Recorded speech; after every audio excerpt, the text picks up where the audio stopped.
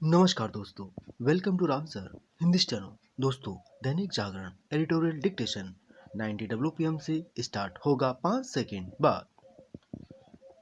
Start. Lok Sabha में सत्ता पक्ष और विपक्ष के बीच का गतिरोध तो टूट गया और बजट पर चर्चा भी शुरू हो गई, लेकिन कांग्रेस के नेतृत्व में विपक्षी दलों ने लोकसभा स्पीकर ओम बिरला के खिलाफ जिस तरह अविश्वास प्रस्ताव लाने की पहल की, उससे यह स्पष्ट है कि दोनों पक्षों के रिश्ते और अधिक कटु होने वाले हैं। इसका असर संसद की कार्यवाही पर पड़ सकता है।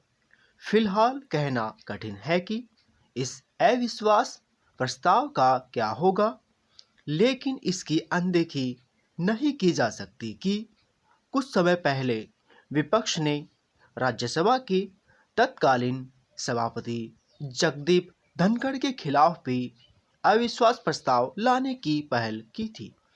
आसार यही है कि जैसे वह अविश्वास प्रस्ताव कहीं नहीं पहुंच सका था, उसी तरह इस अविश्वास प्रस्ताव का भी कोई भविष्य नहीं। लोकसभा स्पीकर के खिलाफ अविश्वास प्रस्ताव इसलिए लाया जा रहा है, उन्होंने राहुल गांधी को सदन में बोलने का अवसर नहीं दिया।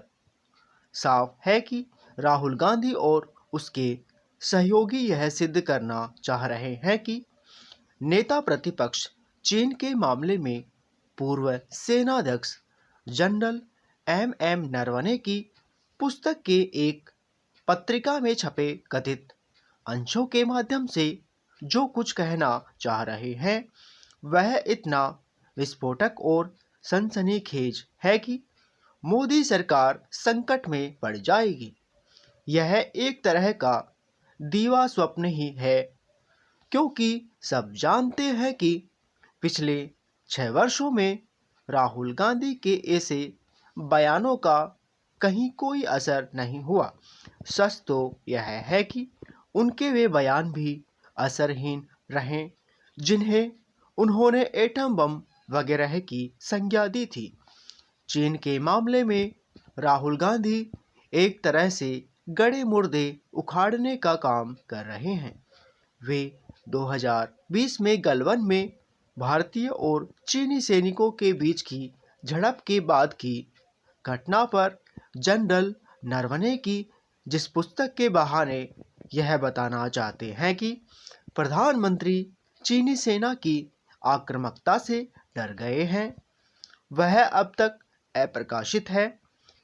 इसे प्रकाशन ने भी स्पष्ट कर दिया कि और खुद जनरल नरवणे ने भी। आखिर ऐसे में राहुल गांधी उनकी कौन सी पुस्तक दिखाते फिर रहे हैं? वे अपने पक्ष को कमजोर ही नहीं कर रहे हैं, बल्कि यह भी रेखांकित कर रहे हैं कि एक पुराने मामले को बेवजह तूल दे रहे हैं।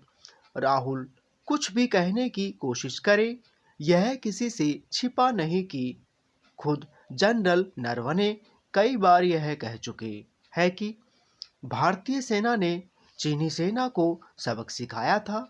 यह भी सब जानते हैं कि भारतीय सेना की मुंह तोड़ जवाबी कार्रवाई के कारण ही चीन वार्ता की मेज पर आया था और सीमा पर कई क्षेत्रों में यथास्थिति कायम हुई।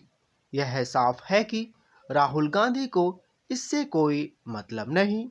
उनका एक सूत्रीय एजेंडा राजनीतिक कलह बढ़ाना है।